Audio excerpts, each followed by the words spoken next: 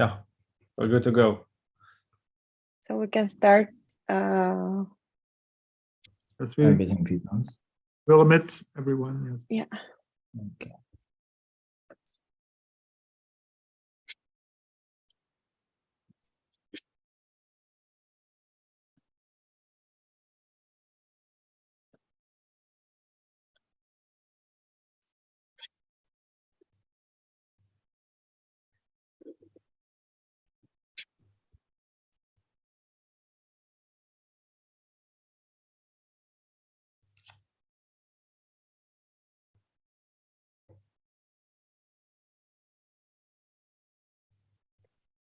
So maybe we can quickly start.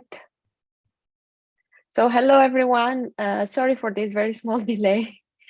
It's our pleasure today to have with us Hagai Maron. He's a senior research scientist with NVIDIA.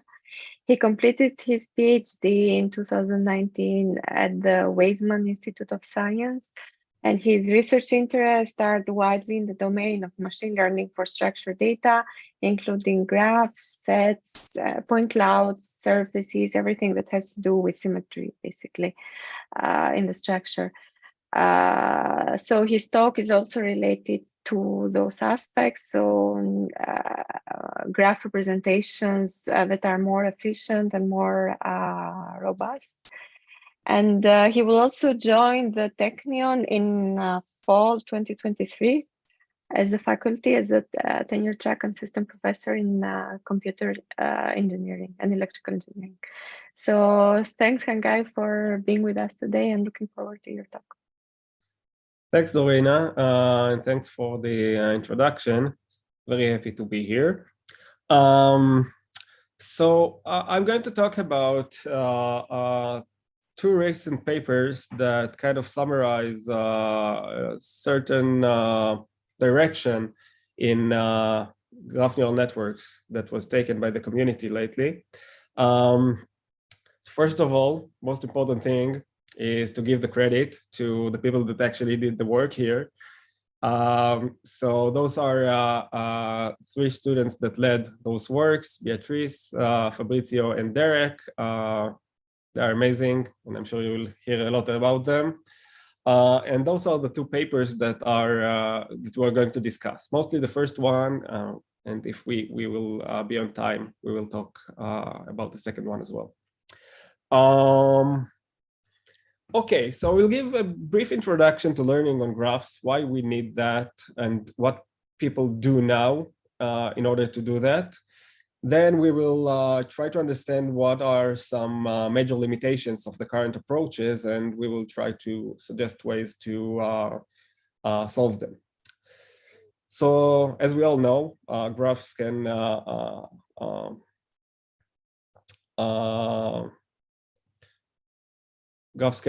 describe a lot of different important structures and objects that we're interested in. So here we can see a molecule represented as a graph. So the nodes are the atoms and the edges represent the atomic bonds. But there are many other things that people do today with graphs, and they need learning in order to do that. So it begins with social network analysis, with visual question answering, and even solving combinatorial optimization problems, which is a very nice recent approach. And it's a good time now to set up our stage for today. So we are going to assume we have a supervised learning setup in which we get training data, we get graphs G1 till GM. Each graph has a label, YI. We assume those labels are binary for now, but it's not really important for us, just for simplicity. And each graph consists of an adjacency structure. You can think about it as an adjacency matrix, AI, or just a list of edges, and node features xj, which are just vectors in some Euclidean space.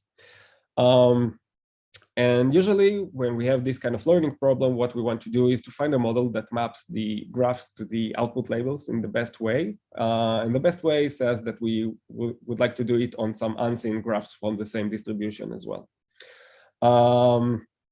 And I think the major question in the field of graph neural networks is what is the correct model that we can use in order to learn on graphs.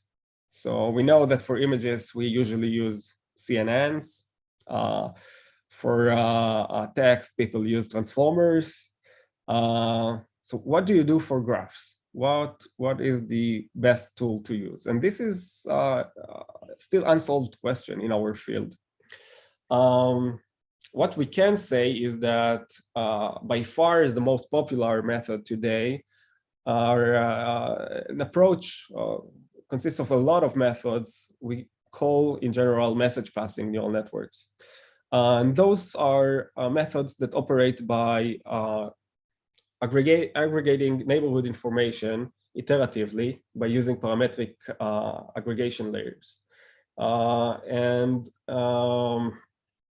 So in each step, you update the node feature according to the neighbors, and then you combine it with the previous node feature that you had. After you did that for a few times, you get a final graph representation by aggregating all the node features. This can be done by summation over all the node features, or applying a max operation, or more sophisticated stuff. And this is pretty much the main thing that people use these days. And this brings us to an important question, which is the question of expressive power of message passing neural networks. Expressive power is something that we like to study in learning models in general. When we talk about graph learning, there is a very simple way to define it, not with function approximation as done in most cases, but with the notion of graph separation. So assume we have two non-isomorphic graphs, G1 and G2. The question is whether we can find a message passing neural network, some architecture, and some specific weights for this architecture that will allow us to distinguish those two graphs. And this seems like a very natural thing we would like our hypothesis class to have, but perhaps surprisingly, this is not true. So there are some graphs that cannot be separated by message passing neural networks. And this is a simple example. Those two graphs are not isomorphic. One of them has a 6 cycle, the other one doesn't, for example. But any message passing neural network that will be applied to those graphs will output exactly the same thing. And this is a major limitation, because the first thing we would like to do is to be able to separate stuff, right? If I want to count the number of 5 cycles, for instance, this is something that I cannot do with message passing neural networks. So this is the main limitation we're going to address today in this talk. Let's try to understand where this limitation comes from. And this brings us to an algorithm called color refinement algorithm. It is an algorithm for trying to understand whether two graphs are isomorphic or not. Obviously, this is not an algorithm that solves the problem, because we know this problem is, we don't know a polynomial solution to this problem. So it is a heuristic for solving graph isomorphism. And we will try to understand how it goes now and what are the connections between this algorithm and the message passing neural networks approach. So assume I have a graph. What I'm going to do is to color iteratively the node features according to the neighbors, and then to summarize everything in some global feature vector for the whole graph. So assuming this is the graph, in the next stage, what I'm going to do is to color each node according to the previous color and the multi-set of the colors of its neighbors. So for example, we can see here that this blue node has only single blue neighbor, so we have a singleton here essentially.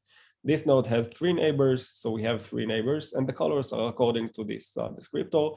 We do that again and again until we get to a stable coloring, which means that the separation between the nodes does not change anymore. And then we are summarizing these colors with a histogram of the colors, essentially. This is the color refinement algorithm. It's very simple.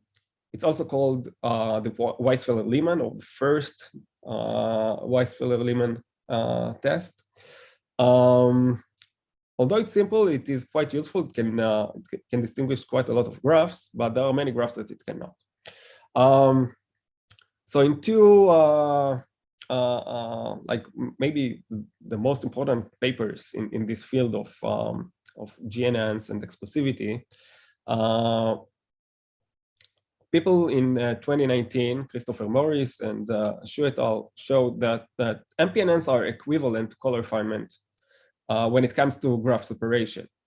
And I think this should come as no surprise, because essentially those two things do very similar things. They update node features in an iterative way according to their neighborhood, and then they summarize the information and form some global descriptor.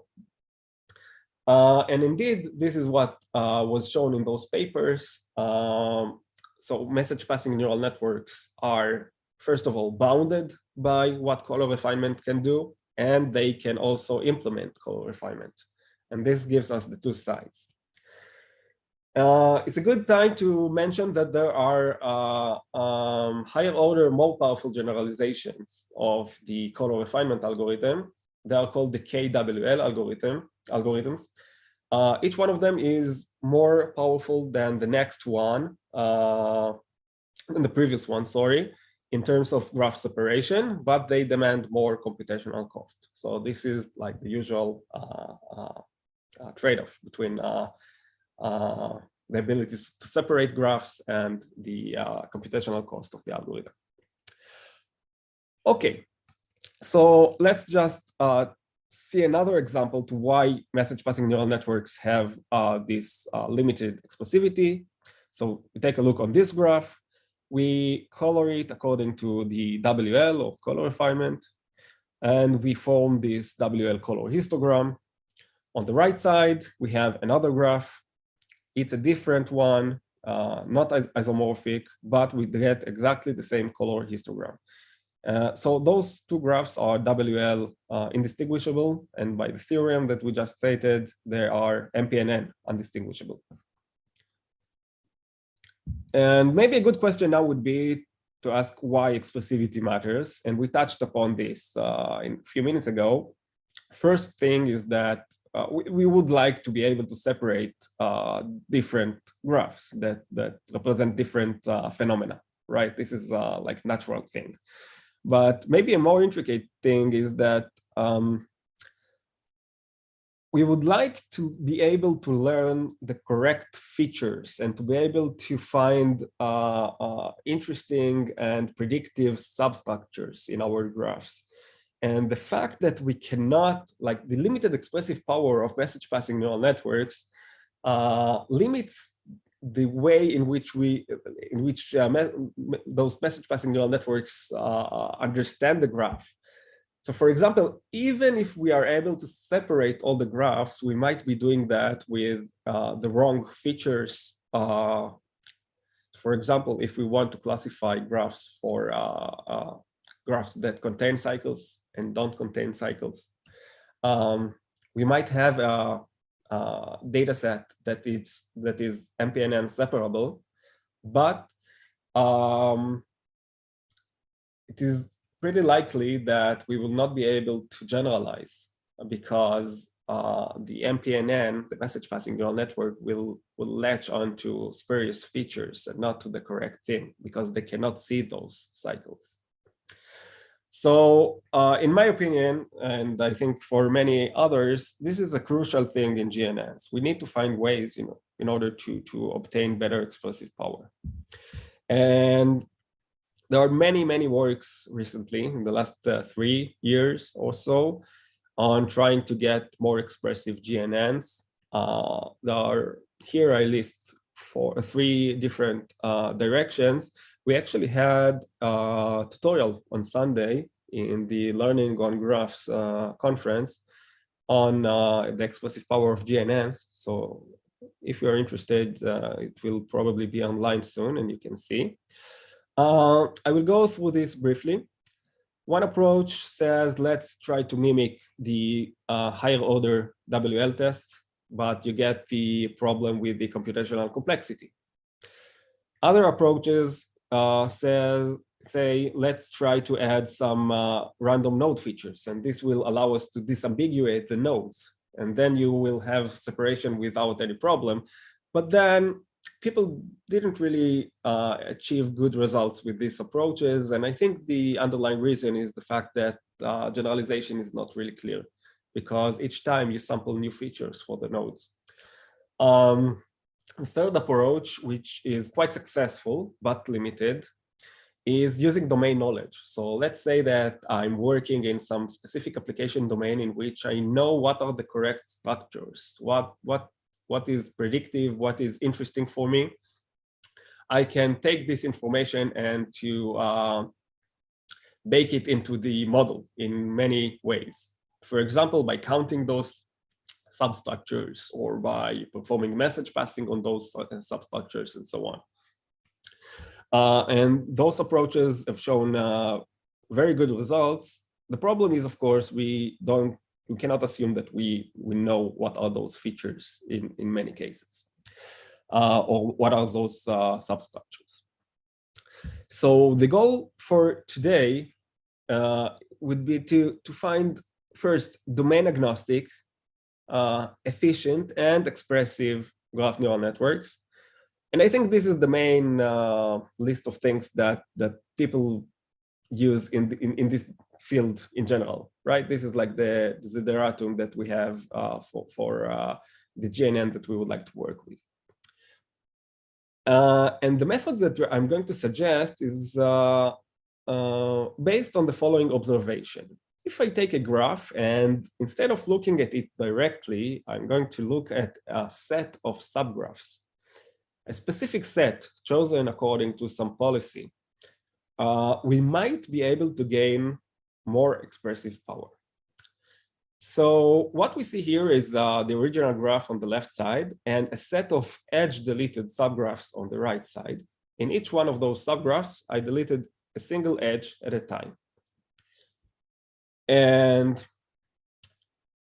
it turns out that applying a very simple procedure to this set of graphs already separates the graphs that we saw earlier nicely. So let's take a look on this graph here. We have those types of subgraphs here. Each one of them comes with a different count. This one comes with 2 times because we can delete this edge and this edge. This one, we have only 1 instance, and this one we have 4. And for each one of them, I perform WL or color refinement, and then put the histograms into essentially a multiset or a histogram of histograms. We can do the same for the other graph, and we can see that essentially we get very different things, and the similarity, this equivalence between the graphs that we had before we looked on the substructures disappears. So clearly this descriptor and this descriptor are not the same. And what we will try to do is to capture this intuition and to build a neural network that can perform such an operation.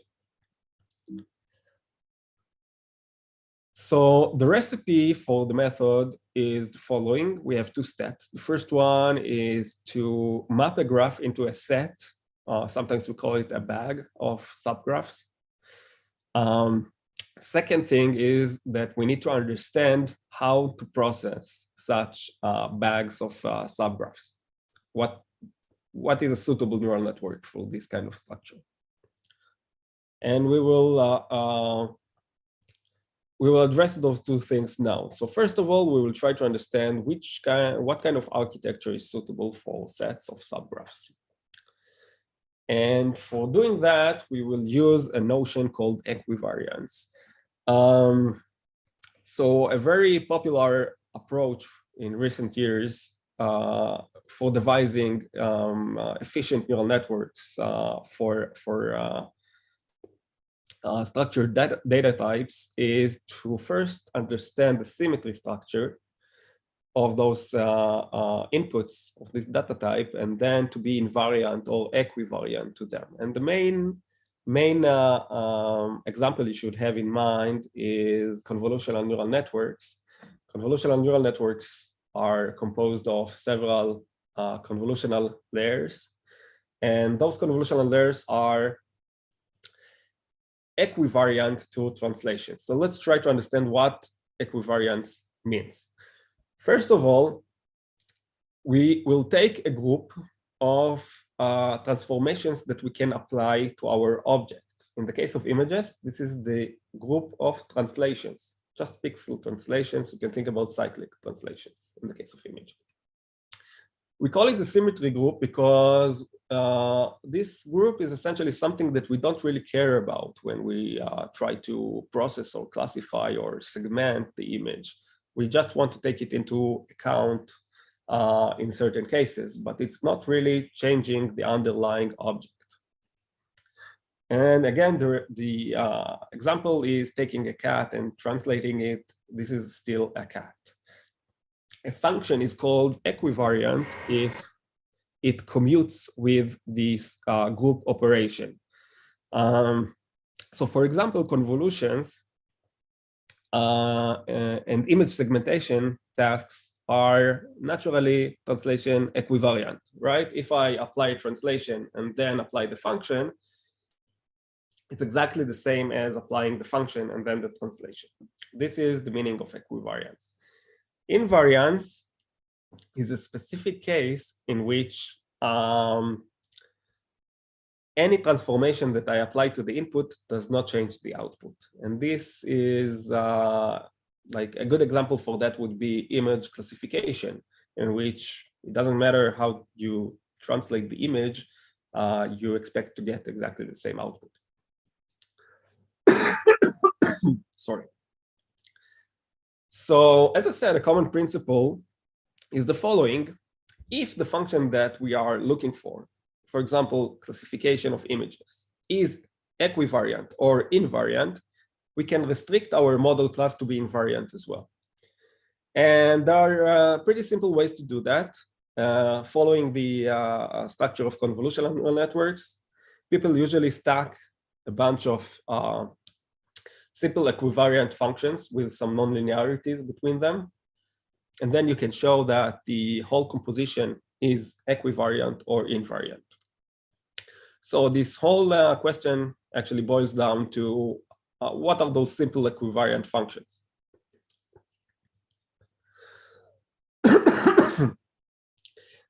Just want to mention a few benefits of this approach. So you get a massive reduction in the number of parameters that you use. Think about a fully connected network on an image and a fully connected and a convolutional neural network. You get better generalization, obviously, and the computational complexity is much better in most cases. So there are really very good reasons to do that. I might add another one. It's really interesting to work on this. So those questions of what is the natural symmetry group and how to come up with good equivariant models are really interesting, I think.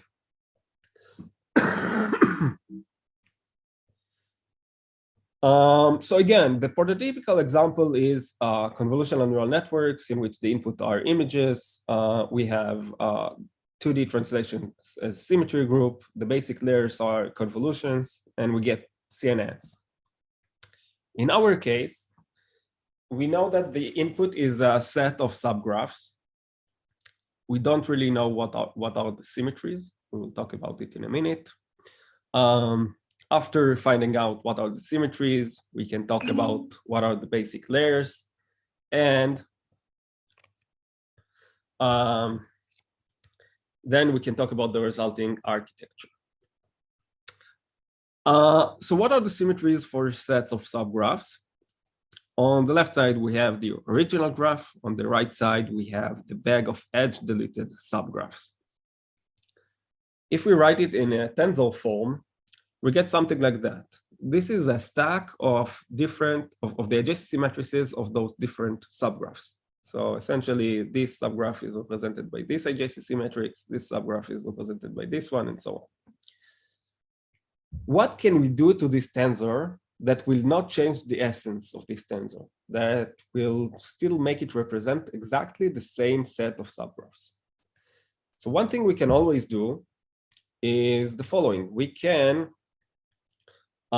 change the order of the nodes for both the rows and the columns of the adjacency matrix, right? We know that this does not change. The graph, it changes only the representation of the graph. So this is simple because this is something that we can find in any GNN. The more interesting thing is that we have another symmetry here, which is the set symmetry. Essentially, we have a set of subgraphs, and we don't really care what is the order of those subgraphs, because the set does not have this notion of order. So we can conclude that we have two kinds of symmetries here. The first one is the internal graph symmetry or subgraph symmetry, in which we can change the order of the nodes. The second one is the set symmetry, in which we can change the order of the sets, of the elements in the set, of the subgraphs in the set. And there are many papers that try to deal with any of those situations for graph symmetries and for set symmetries. Here we need to combine them together. In order to do so, we use a paper from 2 years ago that essentially studies this general problem of processing sets of objects with their own symmetries. So external set symmetries and internal object symmetries. We assume that we have an input Z, which is composed of n elements, Z1 till Zn. In our case, those are graphs or subgraphs. And we assume that we have a symmetry group H for each one of those Z's. And we also want to be invariant to their order, which is represented here by Sn, the symmetric group. And a nice theorem that we have there is the following. Equivariant linear layers come in the following form. So the ith output is going to be some function applied to the ith input and some other function applied to an aggregation of all the other objects. And these L2 and L1 functions should be equivariant to H. In our case, H is something that talks about graph symmetries, because the inner the elements in the set are are subgraphs. So L1 and L2 should be some form of GNNs. And this brings us to the following definition of our layer. We call it DSS GNN. The previous paper is called DSS. So this is the reason. And let's try to understand together how it works. So here is our input. We have A1 and X1 till AM and XM. Those are subgraphs of some given graph. First thing we do is to sum them together. Instead of summation, we can use anything else we want. We can use aggregation using max. We can use attention. We can use a lot of things. And then we are going to process those structures with parametric functions. First one is L1, second one is L2. L1 is applied in a Siamese fashion to each one of those subgraphs, and L2 is applied to their aggregation.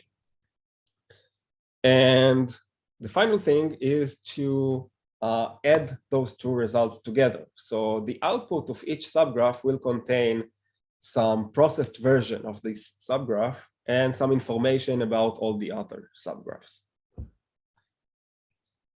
The architecture we suggest is composed of such layers. So we have several such equivariant layers.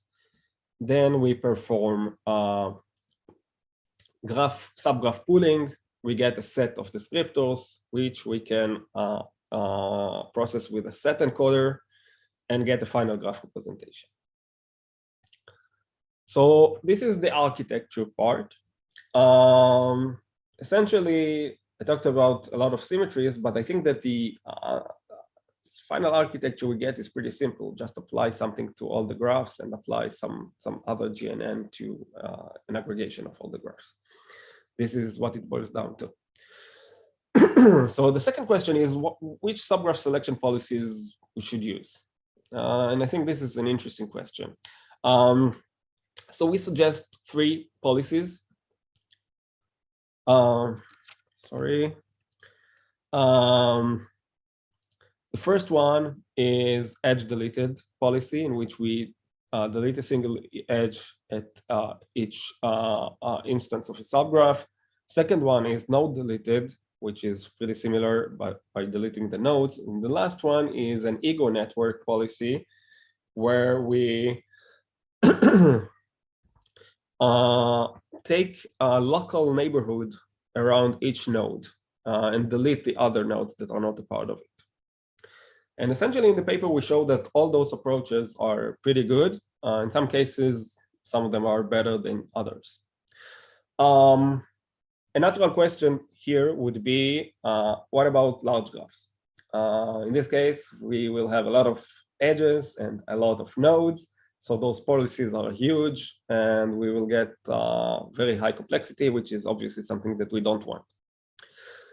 So what we try to do in this case is to work with a stochastic subgraph sampling policy, which means that you select a policy like edge deletion, for example, but you don't take all the edge deleted subgraphs. You only take some subsampling of them, essentially. And we worked with 5%, 20%, or 50%. This gives us 2 benefits. We can process larger graphs, obviously, and it really improves the training time. And our experiments, I will not show them in this talk, but you can see in the paper, shows that it works pretty well. They work better than regular MPNNs. They still have the expressive power, the extra expressive power, and sometimes they are even better than the full approach. So it's definitely something that you can try if you work on larger graphs. We have some theoretical analysis. First of all, we build a new Weisfelder-Lehmann variant and show that our architecture is aligned with this variant. So essentially anything that you can distinguish with our architecture, you can do with this WL variant and vice versa. We also studied how the policy changes things. So for example, we can show that edge deletion is strictly stronger than node deletion. And we also thought about different ways of parameterizing the GNN in our layer, those L1 and L2. So it turns out that if you use stronger GNNs, you get more expressive power. So some kind of nice property there. And we have many more theoretical results in the paper, so you're welcome to take a look.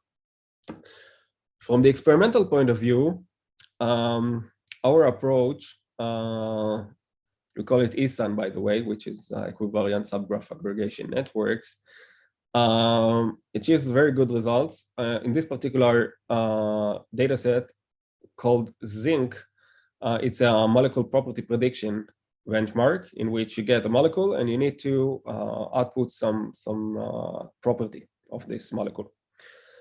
And essentially, we get results that are very close to what other approaches that take into account specific domain knowledge do. So the CIN paper, for example, which is a great paper, takes into account the fact that rings are something that is very interesting for processing molecules.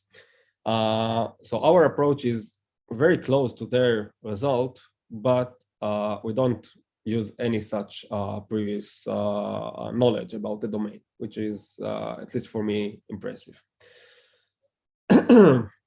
Okay, so this was the iClear 2022 paper in which we suggested ESAN and DSS-GNN. And after we published this paper, we looked around and saw a lot of other papers that are at least conceptually very similar to what we tried to do. So there is drop-GNN, which is a paper in which you drop edges randomly. There is reconstruction GNNs, in which you process node-deleted subgraphs and then combine them into a graph descriptor. Nested GNN does something very similar to that. ID GNNs use the ego network policies. GNN-AK also does something very similar. So we started thinking, and it turns out that there is a whole zoo of those aggregation and sharing rules that you can do, right? In our case, we did some sharing between the subgraphs by aggregating those subgraphs together and applying some GNN to the aggregated subgraph. But you can do all sorts of different things. And we came up with the question, how can we look on all those works together? And I'm probably missing a few works that we cannot see here. Really a lot of papers on the same direction. So this is kind of the main thing that we wanted to understand in the second paper. And in order to understand what we did there, we will have to go to a slight detour to a model class called Invariant graph networks.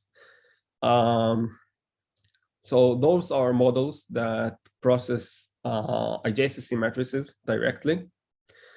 And the way they work is the following. They take the adjacency matrix, they have equivariant layers that can map them to high order tensors. So instead of Rn to the power of 2, you can go to Rn to the power of k, and talk about k-tuples of nodes.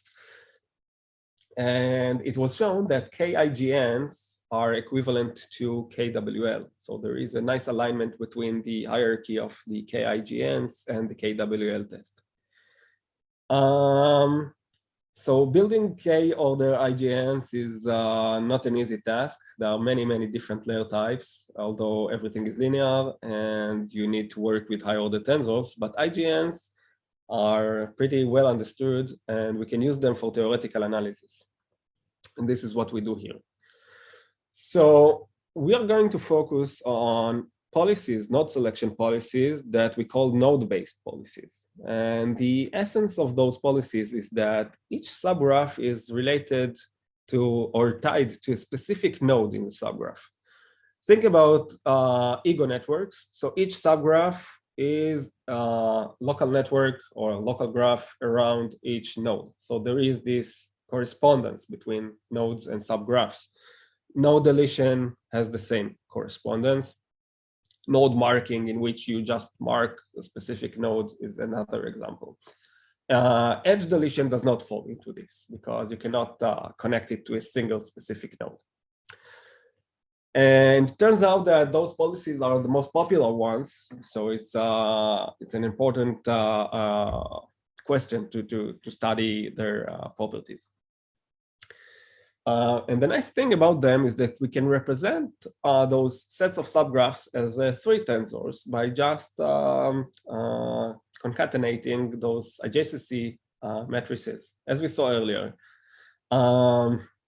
So we get 3 tensor, which is defined by a subgraphs axis and 2 node axes, right? So we practically put the adjacency matrices one on top of the other to create this kind of tensor. And the main observation in the paper is that subgraphs can be ordered according to the nodes. If we have this relation between nodes and subgraphs, then we can put them in correspondence when we build this tensor, and then the symmetry group of this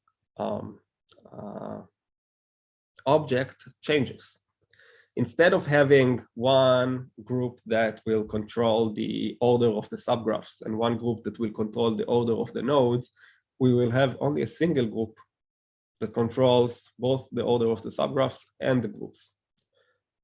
And this is very useful because this is exactly the same symmetry group considered by 3 IGNs. And we know that they have 3 WL expressive power.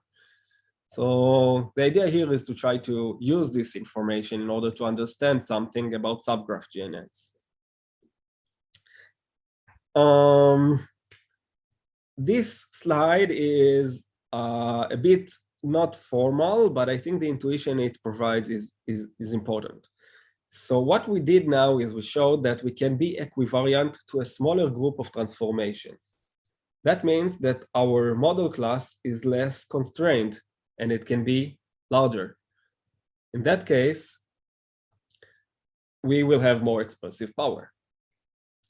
So this idea of having smaller symmetry group, which is still makes sense, gives us the opportunity to make our model class better. And the first result that we get from this connection with 3 IGNs is that subgraph GNNs are bounded by 3 WL expressive power. So essentially, what we have shown is that you can take any subgraph GNN on node-based policies, and you can simulate it using a 3 IGN.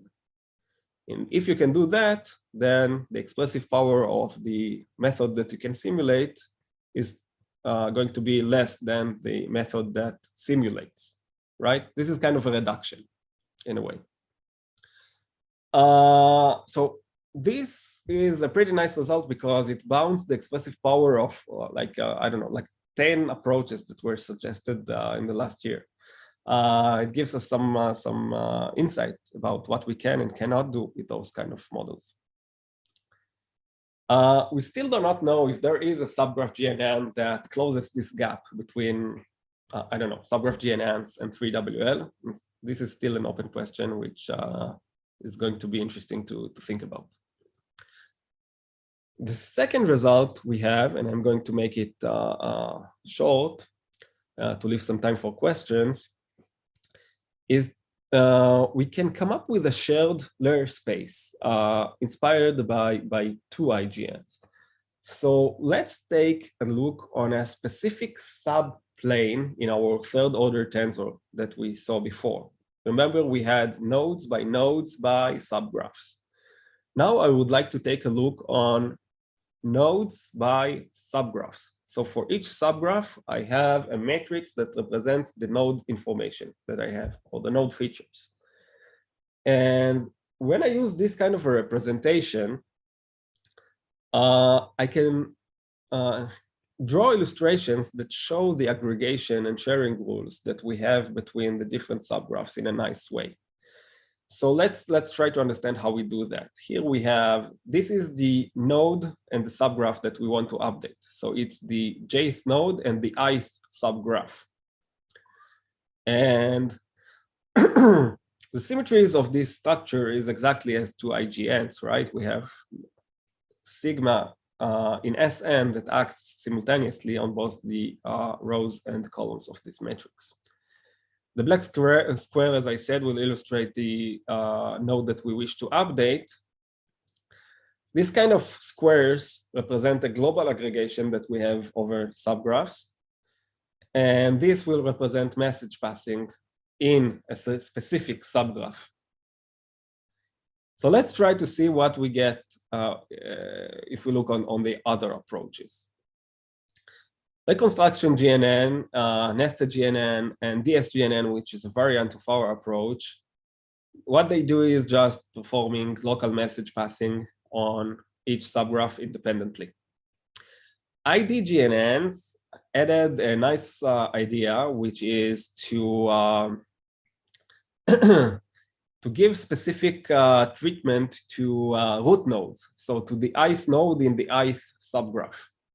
Those nodes are different from other nodes within the context of their subgraph, and we can treat them differently, and this gives some more expressive power. In this GNN, we have this local message passing, but we also have global aggregation on the subgraphs. And in GNN-AK, we have a combination of local message passing and aggregation and a special treatment to the root nodes. What we propose in the paper is two architectures. First of all, the SUN architecture, which stands for Subgraph Union Network. And this is a network that kind of combines all the elements that we saw before. And we also come up with something that we call RAIN, or extended 2IGNs. And this is a very large space of possible subgraph GNN layers that can be explored. So this is the second contribution. And we can see that we get even better results when we use SUN. So indeed, adding those extra operations that were motivated by 2IGNs gives us extra performance, which is nice.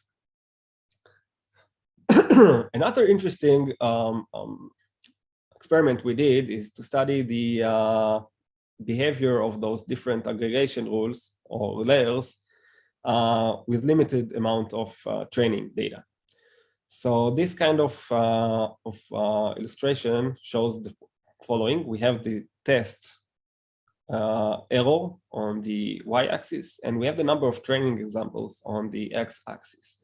So basically, the method that will fall first is best at generalization because it needs less data in order to get less error.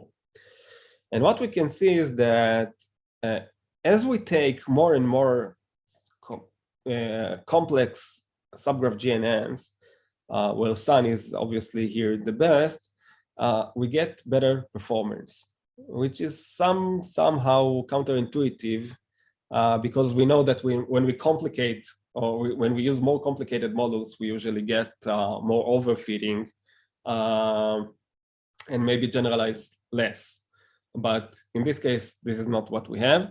And what we understand from that is that those new additional operations that we add are really related to important or predictive features of the graph.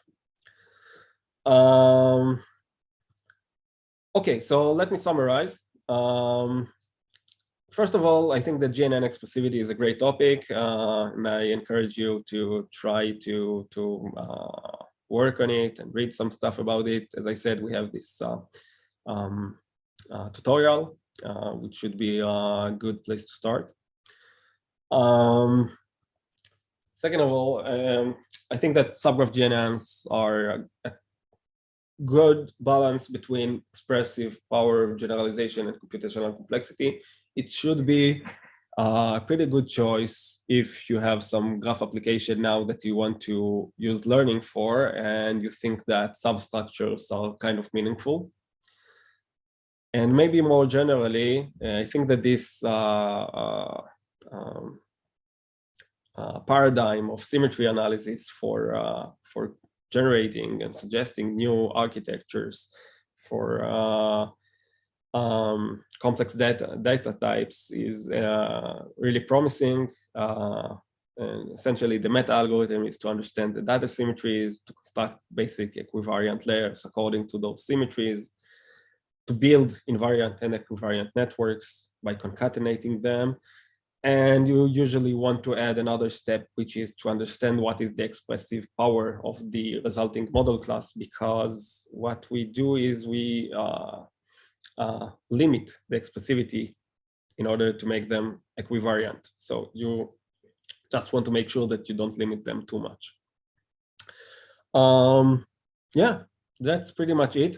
I just want to point out another paper that came out in this NURBS, like our last paper.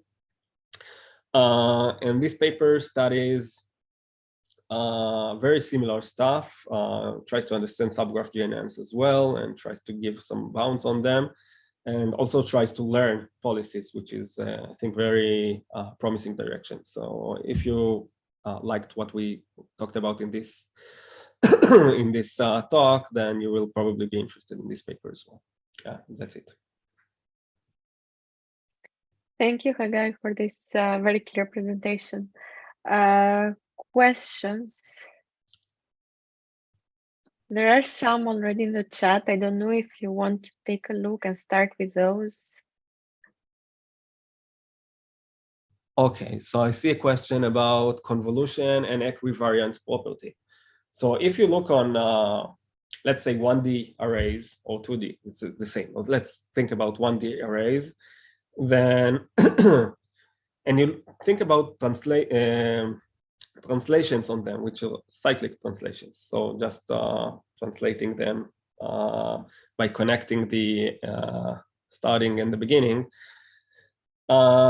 Then you can ask the following question: what are the linear equivariant layers to this translation operation? And the answer is that the only linear equivariant layers are convolutions.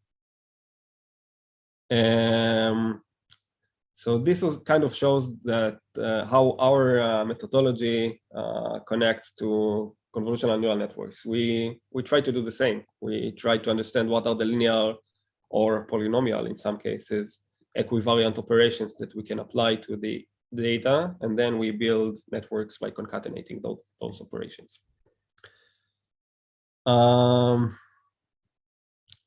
Let's see what we also have here. Common molecular datasets such as zinc include node features. And if so, given already low-dimensional discrete node features, most of the graphs already become way more easily separable.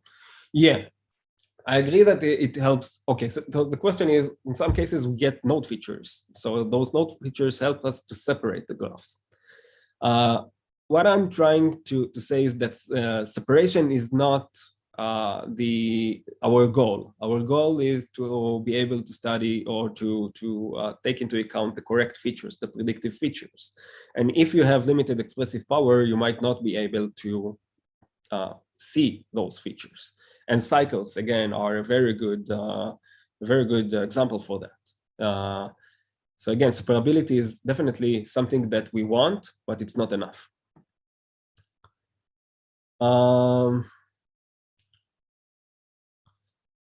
How do you compare your method with methods like KGNN or similar types that try to approximate higher order WL tests? It seems by using subgraphs, you also increase the computation. So the main thing we try to get with using subgraphs is to work within the n squared computational complexity regime, essentially. High order GNNs like 3IGN or 3GNN, they already use third order tensor, which is more than that. So we are better than them. I agree that n squared might not be suitable for certain graphs. And I think coming up with subgraph GNNs that do better than that is definitely something that we should aim for.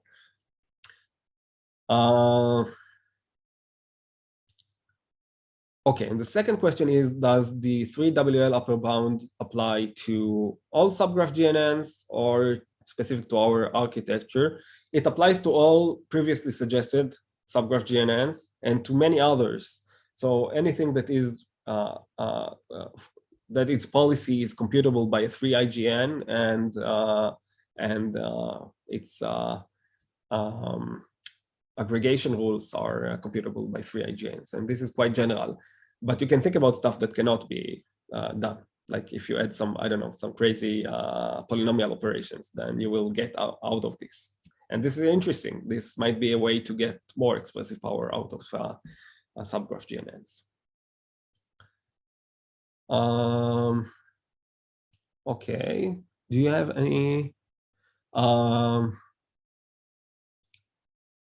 any comments on support vector approaches and or the use of privileged information such as domain expertise you will not wish to use for deployment. Not really sure what to say about this one. Maybe Dorina, do you understand the question? No, I'm not sure if Ray's online. Maybe he can unmute himself. Okay. Sure.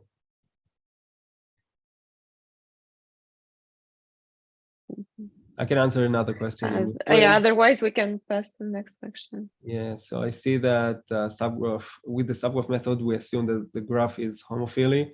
We have no such assumption. But if you have some intuition about specific policies that might make sense for heterophilic or homophilic graphs, that would be interesting, I think.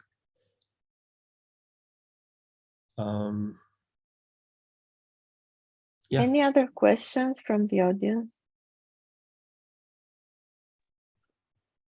Well, I would have a question. Can you hear me? William, go ahead. Yeah. Okay. So I was wondering, like, what you're doing now, you're constructing subgraphs by elimination. Would you think that you can get similar results by masking and like sampling out nodes in a learnable way? It seems to be similar to, for instance, what attention does. Yes, so I will divide my answer to two. First of all, I think that learning policies is a very promising direction, and I actually try to work on that as well. The way to do that is not clear. It's kind of hard to try to learn those policies because we essentially assume that those policies are discrete, right? If you use attention, that you get something like soft masks or something like that, and I'm not sure if it will be easy to gain more expressive power in that case. But yeah, I'm happy to talk about it if you want offline. Yeah, that would be nice. Maybe Dorina can put us in contact. Thanks a lot. Yeah, I can do that definitely. Any other question? Maybe I can ask one as well. Sure. Regarding you mentioned 3 different policies. So do you have any advice or intuition on when to choose each of them? Or have you thought or have you tried to see if combining these policies as well would break completely your theory, or it would lead to some different results? Interesting. So we didn't try to combine them. The bound, 3WL bound, would still work in this case, I think. Think that the fact that you need, like, this is a parameter that you need to tune, right? The choice of the policy. And definitely this is something that we would rather be learning than deciding. So I think this relates to the previous question. We would like to learn policies, and maybe in this case we can also restrict the number of subgraphs in the policy, which is good for us. We did see that for molecular data sets, ego networks work much better than node or edge deletion. And this is kind of interesting, I think, because edge deletion is essentially stronger. So there is some inductive bias to those policies in a sense. They prefer something else, and they are suitable for different kind of tasks. And in terms of, because I guess all these policies, they depend also on the size of the graph that you have, right? So especially you would go, I guess, with Lego networks, when you have huge graphs, you cannot necessarily, you would like to avoid taking into account all the nodes. So probably going with subgraphs would make more sense. Is there some connection with the size of the graph and the choice of the policy?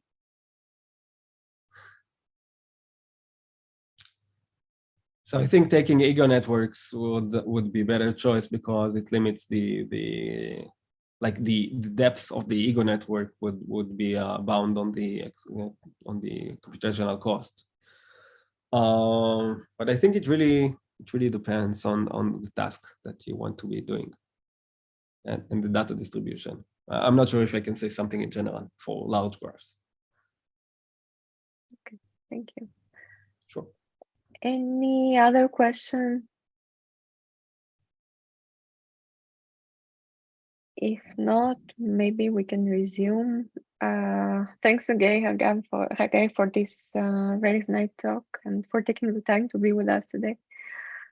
Thanks everyone for joining, and we will probably see you again next year with the next seminar. So happy holidays to everyone. Thank you for inviting me. I Thank will join the you. next seminars as well. Bye. Thanks. Bye. Bye-bye.